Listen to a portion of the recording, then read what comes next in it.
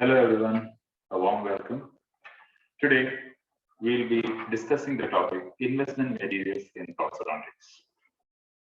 So in my presentation, we'll first look into the definition of what investment material is. We'll go through a brief introduction. We'll see what are the properties required for an investment material. Then we'll see that it is divided based on its composition. That is, first we have the calcium sulfate bonded investment or gypsum bonded investments. So in this gypsum bonded investment material, we look into the composition, what gypsum is, what is the silica, the modifiers, its setting time, etc. And we look briefly into what hygroscopic setting expansion is, that is, setting with the help of water, excess water that is, and then the factors affecting hygroscopic setting expansion. Then we look into thermal expansion and what are the factors affecting those things, and then its strength, fineness, porosity, and such other these physical properties. Next, we'll go into the next chemical composition, that is phosphate bonded investment material. There also we will see its composition, working and setting time, setting and thermal expansion, etc. And then we'll go into the ethyl silicated bonded investments. So these are the three different types of investment materials. Mostly these are the three different types of investment materials. And there are other investment materials that are used in prosthodontics, such as soldering investments, divestment materials, investment materials for ceramics, titanium casting, investment material for titanium alloys, and then we'll briefly look into what are the steps of investing. So first, let's come to the definition. So what is a dental casting investment? It's a material consisting principally of an allotrope of silica and bonding agent. The bonding substance may be gypsum for lower casting temperatures and phosphates and silica for higher casting temperatures. So the bonding agent is what names it, right? The other things, that is the silica, will always be the same. That is, it is principally containing an allotrope of silica. The bonding agent is what differs. Okay. So what is investing? It's a process of covering or enveloping wholly or in part an object, such as a denture, tooth, wax form, crown, etc., with a suitable investment material before processing, soldering, or casting. You can see the image that is given there. So what is investing? That is something that we do to cover any object. Okay, before its process. So we'll also look into another definition by Craig. An investment can be described as a ceramic material that is suitable for forming a mold into which a metal or alloy is cast. The operation of forming a mold is described as investing. Okay, we look into a brief introduction. The adoption of casting practice in dentistry for making crowns, bridges, gold alloy, inlays, and other restorations represent one of the major advancements in restorative dentistry. Following the production of a wax pattern, either by direct or indirect method, the next stage in many dental procedures, it was investment of the pattern to form a mold. So we are first making a pattern, and then we are covering it in any other material that we told earlier, and that forms the mold. After the wax burn out, the mold is filled with the alloy liquid, which solidifies and cools down, forming the final process. So whenever we intend to make any object, first we will make a wax pattern. Okay, first we'll make a wax pattern, and then we invest it in an investment material. That is, we'll cover the wax pattern in an investment material, and then we'll replace the wax with any metal, alloy, or anything like that. So that is what is investing. So we'll just briefly look into what we are doing in the clinic. First, we look into the steps in making metal inlays, onlays, house images. So first, what we do a case selection, as in any other procedure. Then we do the tooth preparation, gingival retraction, making of the impression. So these, there ends the clinical step. Once we make the impression, the next is the laboratory step, that is the dye preparation. Dye preparation, that is the prepared tooth. From that, the dye is made. Okay. On top of the dye, a wax pattern is prepared. And after the wax pattern is prepared, we invest the wax pattern. That is, we cover it in an investment material. Then we burn out. Then we do a burn out. That is, we replace the wax. We replace the wax with what? We do a casting. We replace it with either a ceramic or metal or an alloy or anything like that. And finally, we do the final polishing, finishing and polishing and stuff like that. And then comes the clinical part, that is a cementation. And later we do the recall. So these are the clinical and laboratory steps involved in making processes. So coming to what are the properties required for an investment material? It is stipulated as of ADA specification number 2. It should be easily manipulated. It should have sufficient strength at room temperature.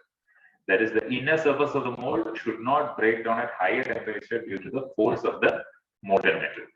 Okay. Then there is a stability at higher temperatures. That is, it should not decompose to give off gases that could damage the surface of the alloy. Then there should be sufficient expansion. That is, it must expand enough to compensate for the shrinkage of the wax pattern and metal that takes place during the casting procedure. Then we come to the beneficial casting temperature. What does that mean?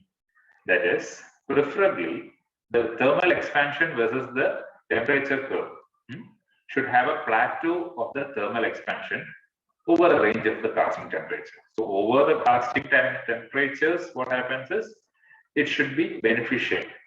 There should be adequate thermal expansion according to the temperature. Next, we come to the porosity. It should be porous enough to permit the air or other gases in the mold cavity to escape easily. So when we do a burnout and all, or when we introduce the metal, the residual air should be sufficiently vented out. Okay, so it should be porous enough. That's all. Next, we come to the smooth surface. What do you mean by smooth surface? That is, fine detail and margins of the casting should be preserved. Okay, so that is what we mean by a smooth surface. What do you mean by ease of divestment, divestment? That is, the investment should break away readily from the surface of the metal and should not have reacted chemically with it. Okay, so there should not be any chemical reaction with the metal and it should be able to break away easily.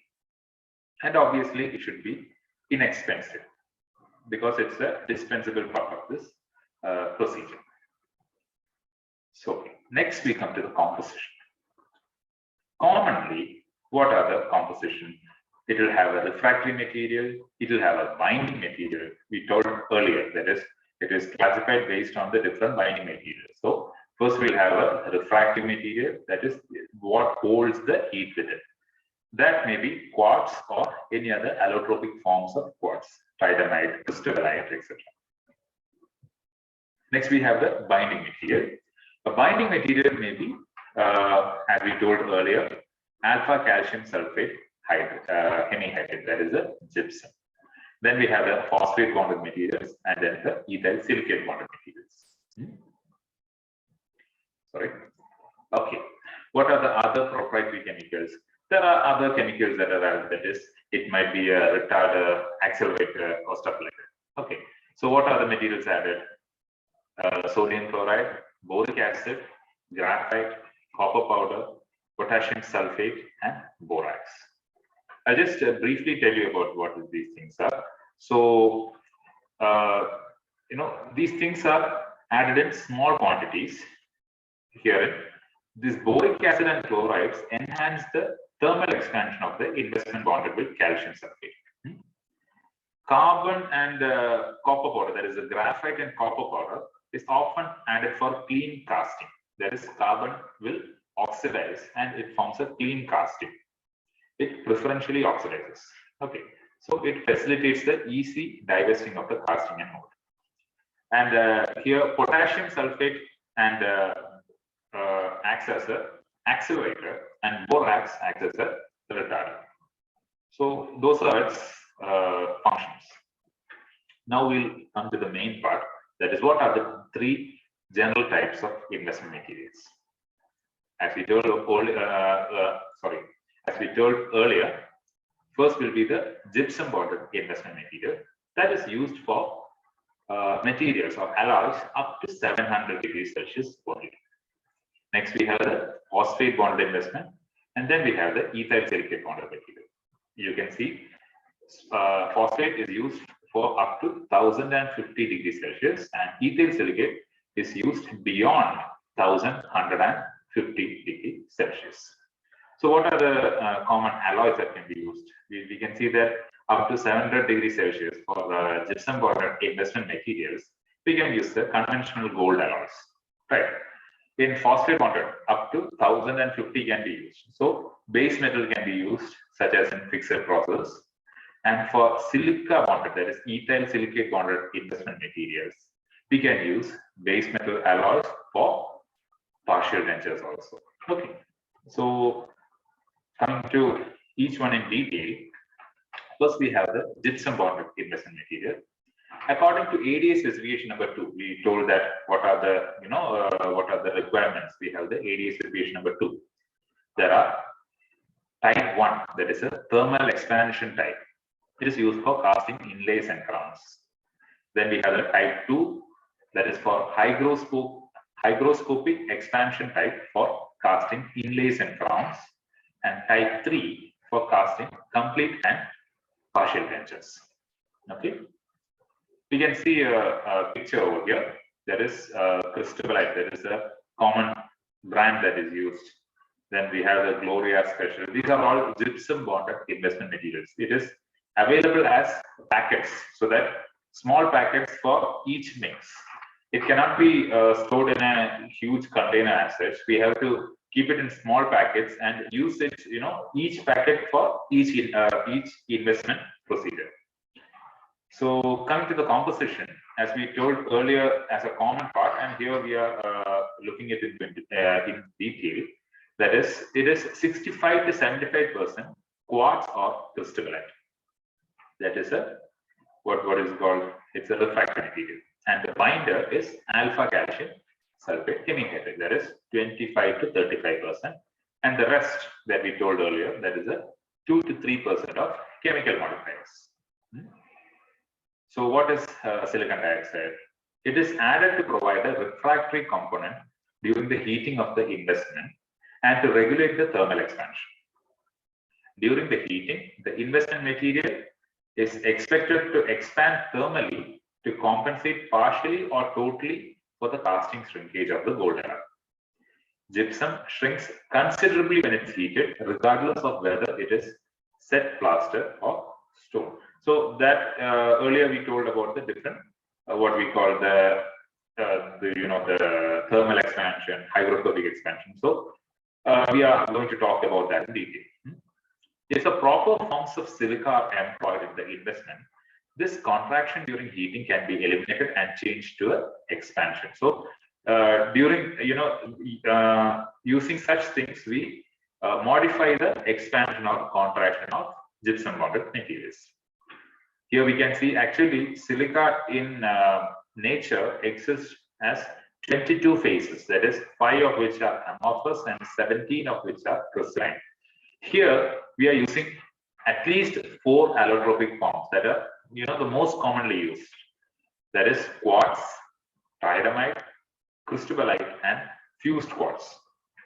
So these are the minimum, that is the minimum number of allotropic forms that we use in the silica bonded investment materials. So you can see what in this chemical formula, this thermal formula, that is what happens. A rhombic quartz that is high beta form. If it is heated to a temperature of 575 degrees Celsius, it may shift between low alpha quartz or rhombic high beta rhombic quartz. And when it's further heated to 870 degrees Celsius, it forms the rhombohedral tridymite, that is the high beta form. And once it's cooled down and it's heated again to about 165 degrees Celsius, it may shift between low alpha tridymite form. On further heating to 1475 degrees Celsius, we come to the cubic state. Okay, so each rise in temperature, we are actually shifting the crystalline form of quartz. It forms the cubic crystalline phase, and once it cools down, it goes into a low alpha or a crystallite phase. And if it is heated even further to about 1700 degrees Celsius, it becomes amorphous quartz. So here you can see that it varies between the different crystalline forms of quartz according to the rise in temperature. So what do we want over here? We want it to be below 700 degrees Celsius. That is, we want it in its rhombic quartz state, that is a high beta state. Okay. So here you can see the thermal expansion chart that is given. It is for the three different forms of silica. As you can see, each crystalline form imparts different forms of thermal expansion to the mix. Okay, you can see that crystallite actually gives the most amount of most percentage of the thermal expansion. So we can vary the concentration of these 3 or 4 crystalline forms. That is the 3 forms of silica, and then we can adjust the expansion accordingly. So what is gypsum? Gypsum is the alpha hemihydrate form of gypsum. That is, that the binder that is used. It acts as a binder to hold the ingredients together and provide rigidity. Okay. Here, as we saw in the earlier chart, all forms shrink considerably after dehydration between 200 and 400 degrees Celsius. A slight expansion takes place between 400 to 700, and a large contraction then occurs. So we have to maintain this temperature between the, so that there is adequate expansion.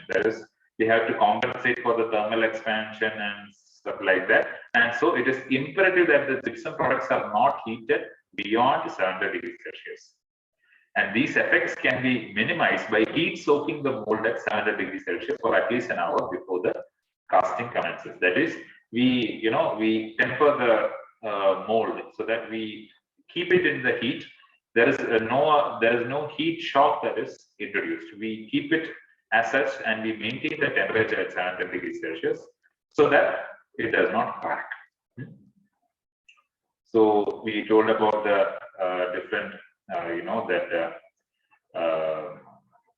different forms of, there is a binders, and that we talked about the gypsum, that is the, the binder, and we talked about the refractory form. Sorry, I forgot. We talked about the refractory form, and then we come to the modifiers. Here, the reducing agents are used in some investments to provide a non-oxidizing atmosphere in the mold when the gold alloy is cast.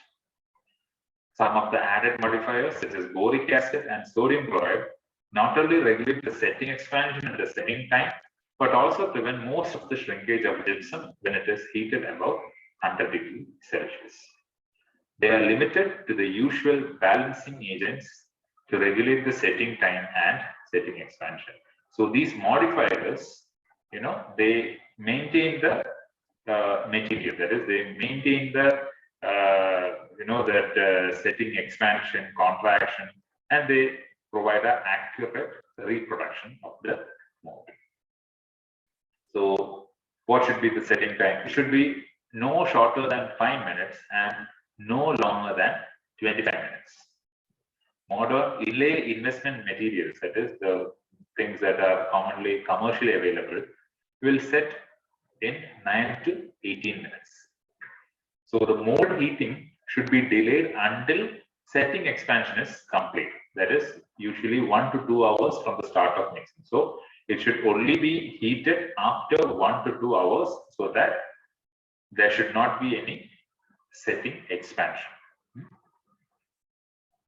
According to ADA specification number 2, for type 1 investment, the maximum expansion it is 0.6%.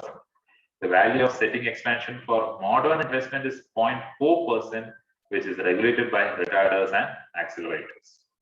So what's the purpose? To aid in enlarging the mold to compensate partially for the casting shrinkage of gold, because since we are using gold, we have to compensate for its casting shrinkage, and so we control it to 0.4% of expansion.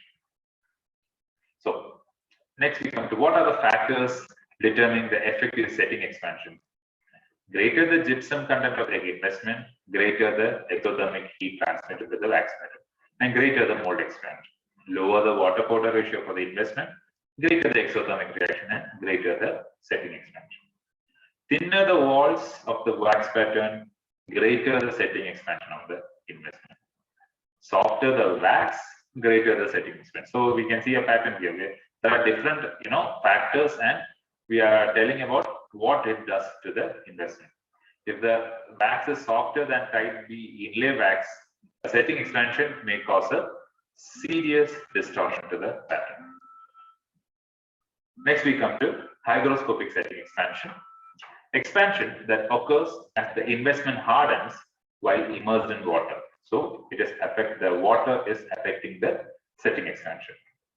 This is one of the methods for expanding the casting mold to compensate for the casting shrinkage. So the problem with this is that the hygroscopic setting expansion may be 6 or more times greater than the normal setting expansion of the dental investment. So it should be only used for such situations. So here you can see how it occurs.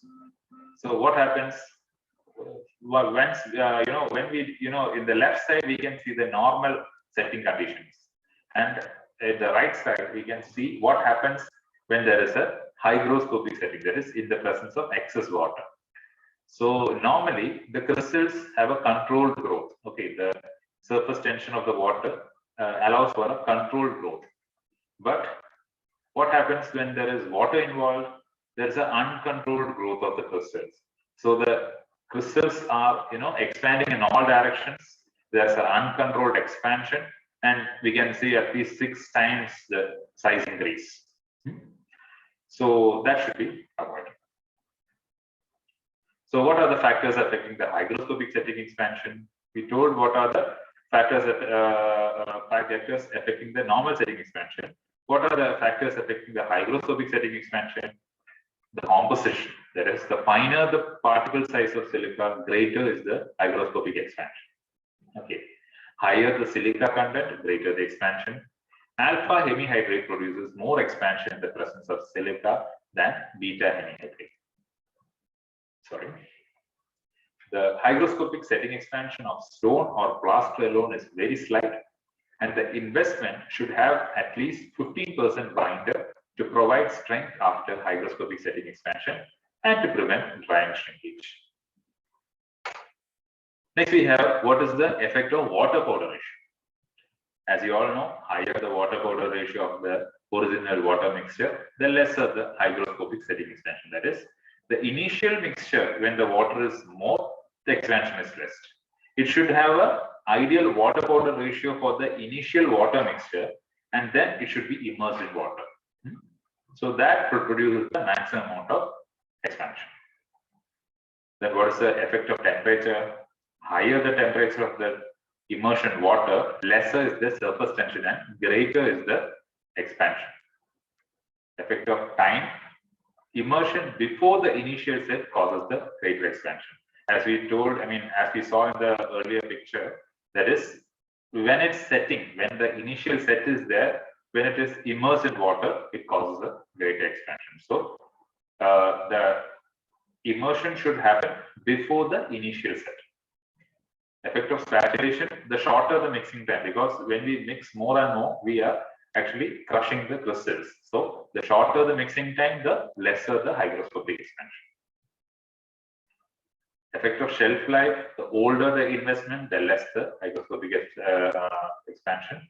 Effect of confinement, both normal and hygroscopic expansion are confined by the opposing force, that is the walls of the container, as you can see, in which the investment is poured or the walls of the tank.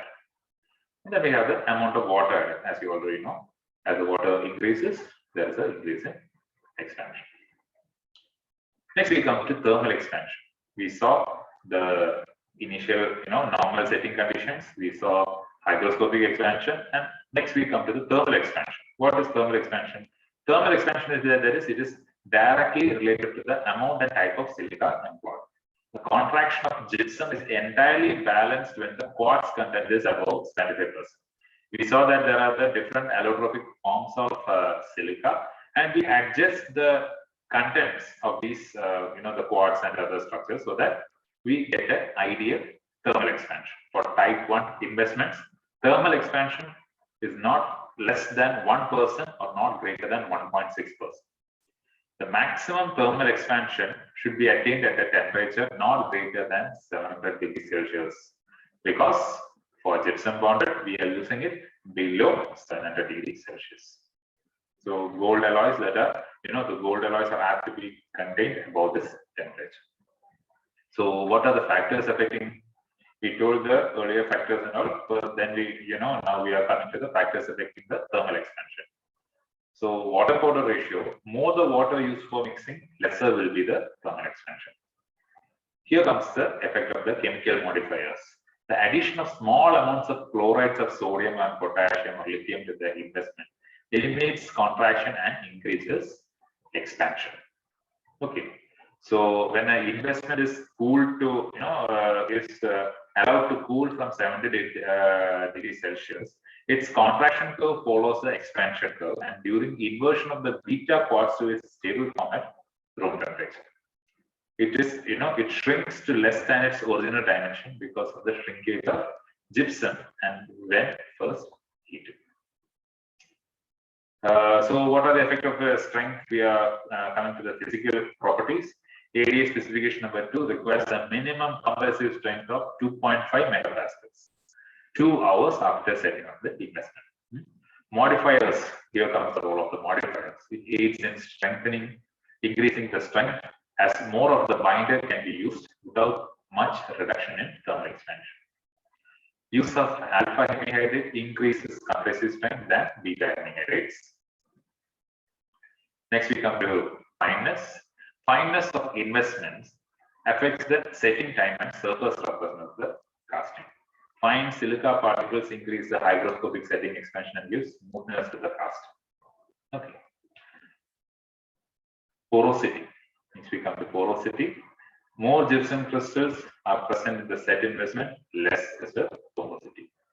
Less the hemihydrate content, greater the amount of gauging water, more is the porosity. Mixture of coarse and fine particles exhibit less porosity than an investment compound of a uniform particle size. So that concludes the gypsum bonded investment materials. Next, we come to the next material, that is phosphate bonded investment materials. So the use of phosphate or silica bonded investment has increased, rapid growth. That it actually shows a rapid growth during the use of metal ceramic restoration that we use currently, and due to the increasing use of higher fusing alloys. Base metal alloys and higher melting range gold alloys require phosphate bonded investment materials. We can see these are the available powder and liquid that we are seeing. So phosphate bonded investments are mixed with a special liquid which is a form of silica solid water. So it is basically water, but it is a silica salt which gives the higher thermal expansion. Colloidal silica suspensions are available for use with the phosphate investment instead of water. So in gypsum bonded, water should be used, and here the liquid that is provided should be used. The composition is similar. As we told earlier, there will be a refractory material and a binder material. The refractive pillar is always silica. Silica in its form of crystallized parts or mixture of two or concentration of approximately 80%. The purpose of this pillar is to provide the high temperature thermal shock resistance and a high thermal expansion. It is similar to that we saw earlier, but the binder is what it is different here. Magnesium oxide and phosphate, that it is in acid in nature, approximately 20%. The commonly used is ammonium acid phosphate. So this is the binder as such. It gives strength, it is soluble in water, it provides phosphate ions and reacts with silica at higher temperatures to increase the strength. So that's the role of these phosphate ions. Come to the other components. Carbon, it is added to the powder to produce a clean casting, as we told earlier, and to facilitate the divesting of the casting from the mold. So what happens is, as we told earlier, carbon will react with the residual, the oxides preferably, and the carbon dioxide may be reacted, and it forms a clean casting. In addition, it is appropriate when casting alloy is gold, but not base metal alloys.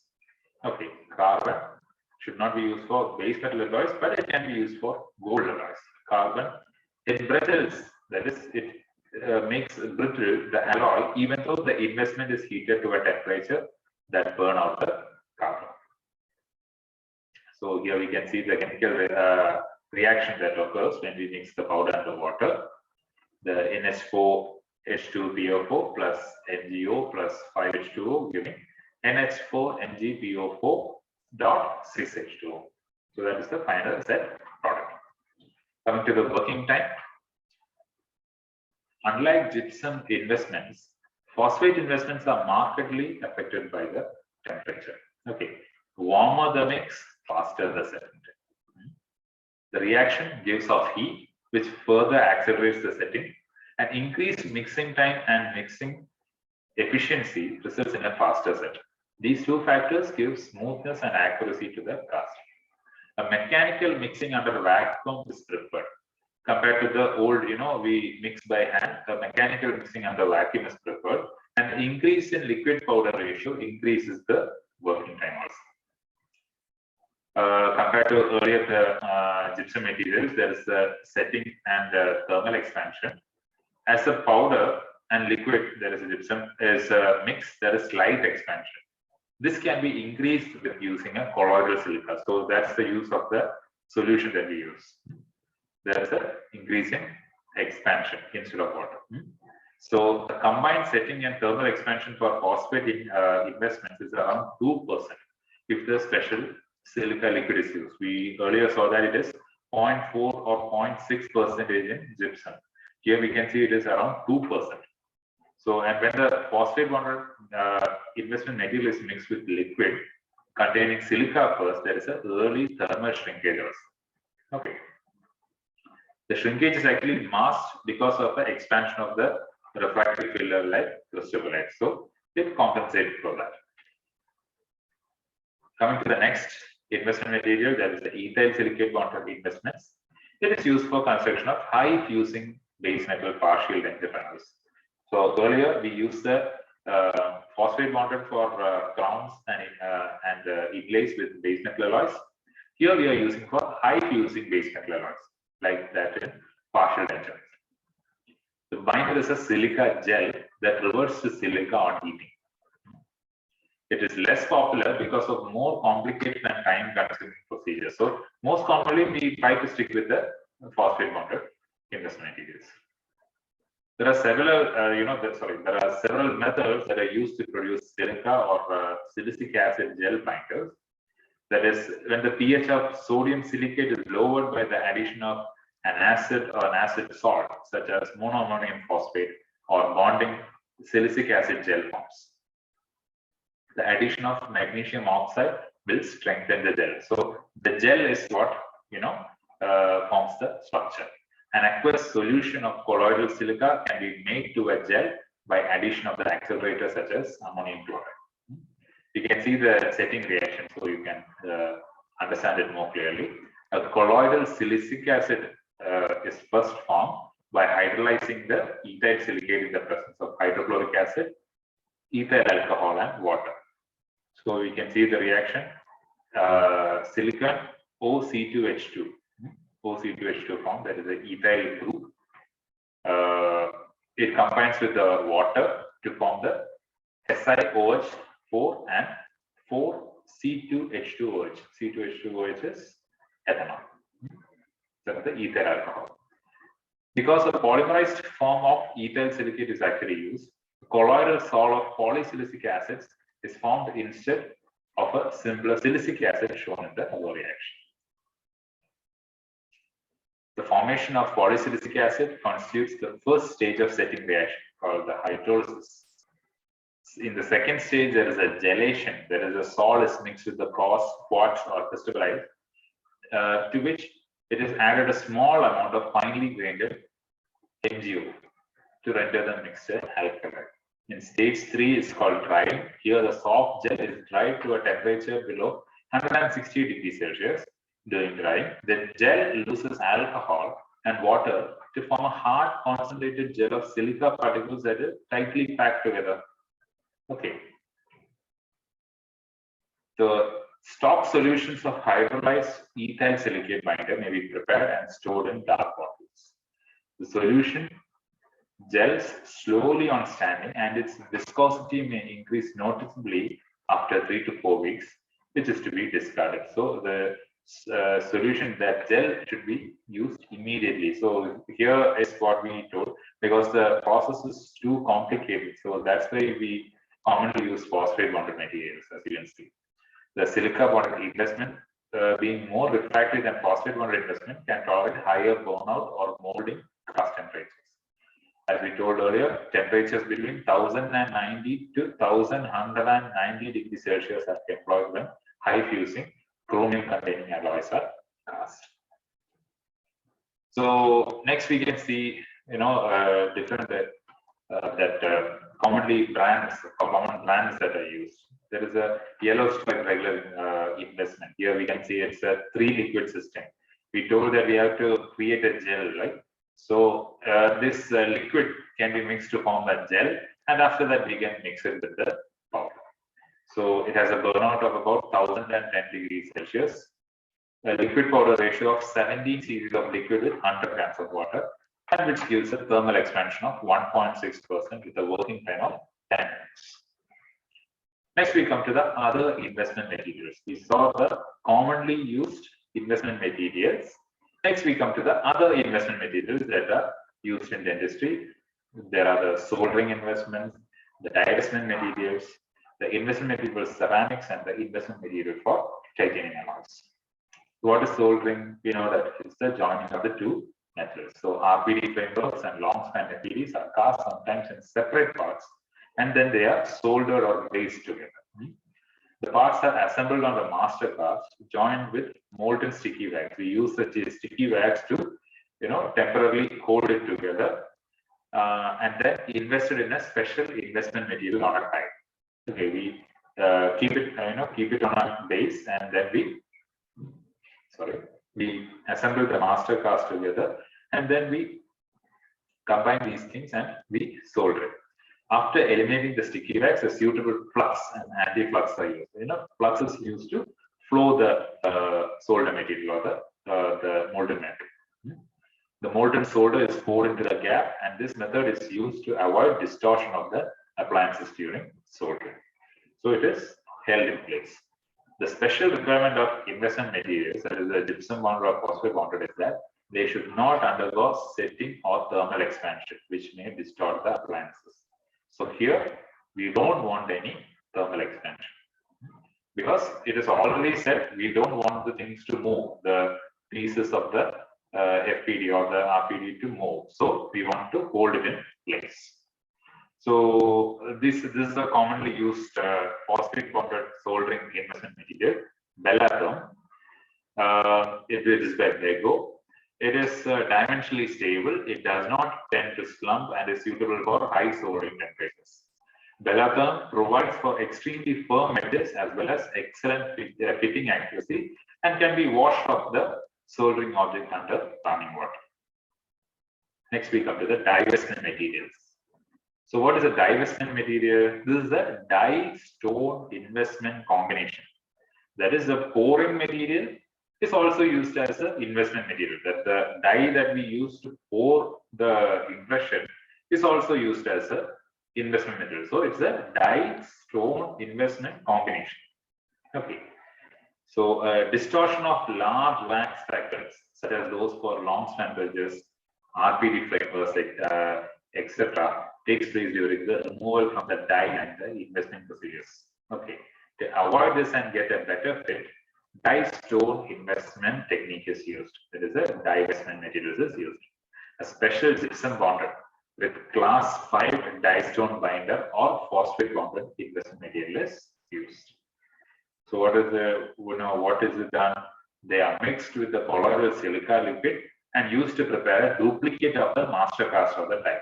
Okay, so we duplicate the master cast, and then the wax pattern is prepared on this duplicate cast and invested along with the cast in the same investment material. So the die and the investment material are one and the same. Setting expansion is about 0.9% and thermal expansion is about 0.6% at about 650 degrees Celsius and about 1.2% at 850 degrees Celsius. So the first one is suitable for metals with high heat technique, and the second one is suitable for high fusing base metal alloys. The total expansion is sufficient to compensate respective casting shrinkages. So this is a commonly used refractory die. That is, it is also from Bego. It is Bego form, the refractory die material for ceramics, inlays, onlays, and veneers. Okay, we told that for ceramics we use this different type. That is a special type of investment material. So casting of ceramic crowns using castable glasses is done with a refractory mold by lost wax technique, similar to alloy casting. Also in hot pressing ceramic technique, that we have the IPS Empress and all.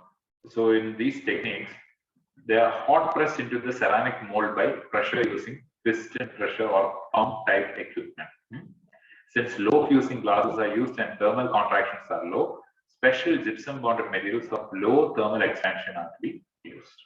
In the ceramic procedure also, the investment is used as a protective material for the heat treatment of the cast glass crowns or inlays. Here, glass we mean the ceramic material. Next, we have the Bella vest. This is commonly used. Shock heat rapidly or conventionally heat pressable alloys.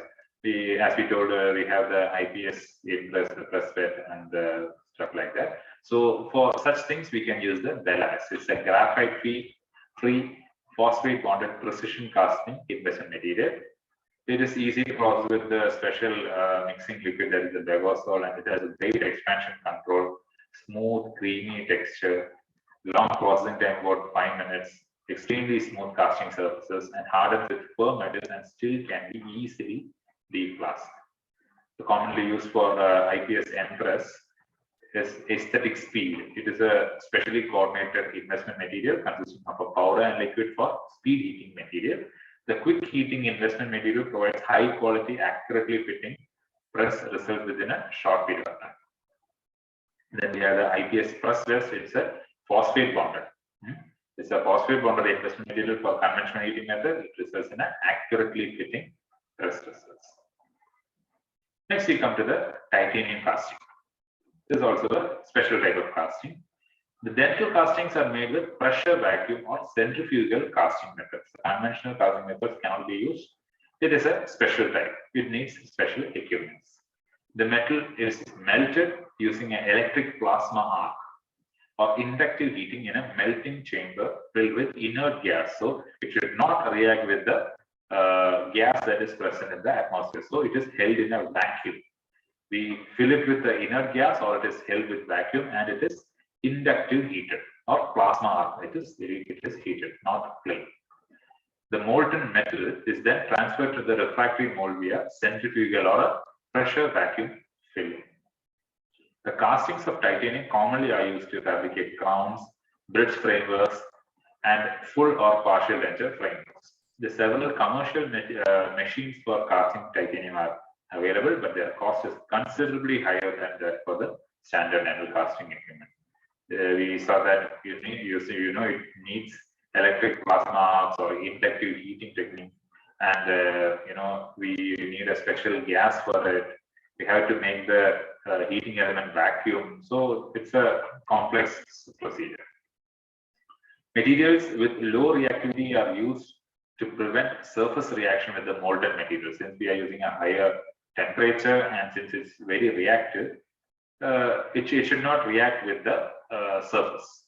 And the materials with high setting expansion are used to compensate for the high casting shrinkage of titanium. So what are the investment materials? Titanium has entered, as you know, fields in appliances, implants, etc. But there is a problem of casting because it has a high melting temperature. It is 1668 degrees Celsius. So it is well above the other investment materials that we talked about. And it requires special investment to withstand these higher casting temperatures. Second, we have the problem of high oxygen sensitivity. So that's why we need to use a noble gas or the inert gas or a vacuum. Okay. So during casting procedure, it gets oxidized even if the casting is high, and it comes in contact with silica, refractory material at these higher casting temperatures. So it should be done in an inert atmosphere. Phosphate bonded or aluminous cement bonded investment with different refractory materials have been recently developed in Japan, and these contain aluminum oxide, aluminum silicate, silicon dioxide, aluminum with lithium aluminum dioxide, magnesium, and all these combinations. It's actually a guarded secret. In addition, the casting temperature of the molds will have also to be reduced. And the refractory material contains ethyl silicate bonded agent, and the mold casting temperature after the wax blown out is lowered or reduced to room temperature to avoid oxidation. As the setting expansion and be increased to an adequate percentage. So this is the commonly used Fresnel. It's the worldwide the first titanium speed investment. It is efficient and flexible work cycle for speed operation as well as conventional preheating. Added reliability through significantly increased thermal stability, easy to work with reduced oxidation, universal application for every casting machine, and maximum quality due to the optimal fit. So Fresnel is one of the titanium casting investment materials. So we talked about the different casting, the investment materials. We'll just briefly look what are the steps in the investment. Just briefly, just go through all the procedures. First, we can see, we are looking only into the lab procedures. Here you can see that there is a wax pattern with a screw attached. That's a casting screw, and then we, a debubblizer. It is sprayed onto it so that we lower the surface tension, and the investment material is flowing all over this material. And then we have the investment. We saw the gypsum bonded, phosphate bonded with the different materials. There is here we are seeing the phosphate bonded material where the liquid and powder is given, and then we mix it. We can use either vacuum mixing or hand mixing. Here that is shown is the hand mixing that is used, and we form a uniform smooth mixture. And first it is painted onto the fine surfaces. First, after the debubblizer, it is painted onto the fine surfaces. And once the screw former is placed, we pour the rest of the investment material, and then we and the initial set occurs, and then it is heat tempered, and it forms that investment mold. Okay, once it is heated, this wax, once it is burned out, it is casted with the metal, and then we get the final investment, that framework. Okay, so this is about our investment materials. I hope you got a small idea of what are the different materials that we use, what are the different chemical compositions, the functions, what we expect of a good investment material, the composition, and such things. and hope it was an informative class. You can ask me any questions anytime you like. Thank you.